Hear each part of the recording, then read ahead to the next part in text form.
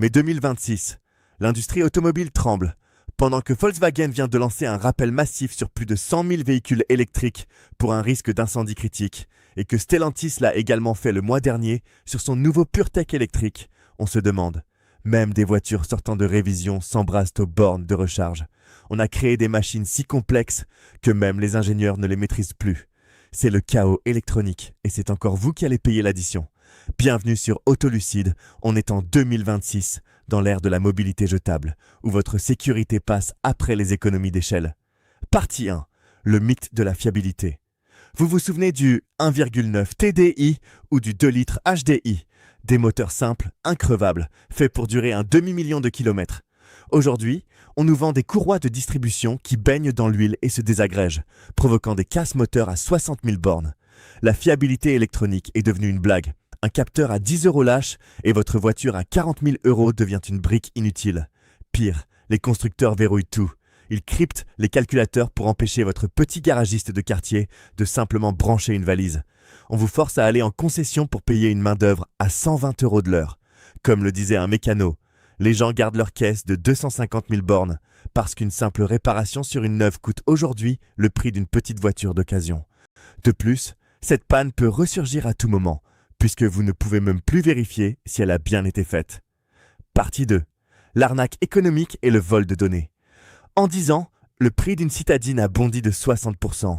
Mais est-elle 60% mieux? Non. Elle est juste remplie de capteurs inutiles qui vous stressent à chaque trajet. Et la réparation? En 2026, entretenir sa voiture coûte plus cher que jamais. Une étude détaille la hausse. Les optiques LED à 2000 €, les pare-brises avec caméra intégrée qu'il faut recalibrer pour 1000 balles au moindre impact. Et avez-vous entendu parler des abonnements? On vous vend une voiture équipée de sièges chauffants, mais vous devez payer un forfait mensuel pour les activer. C'est du racket pur et simple. En plus, votre voiture connectée est un espion.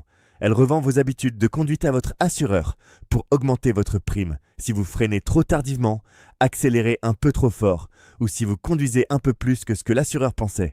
Le système veut vous forcer à prendre des crédits ou des LOA sur 7 ans pour des véhicules qui perdent 30% de leur valeur dès la sortie de concession.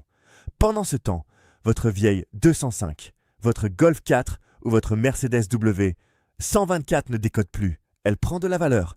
Le vrai luxe en 2026, c'est d'être propriétaire de son véhicule, pas de payer un loyer infini pour un objet qui ne vous appartient jamais vraiment. Partie 3.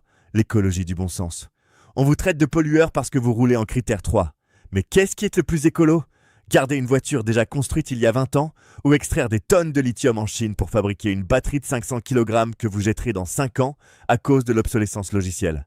Fabriquer une voiture électrique neuve génère autant de CO2 que de rouler 100 000 km avec une vieille diesel.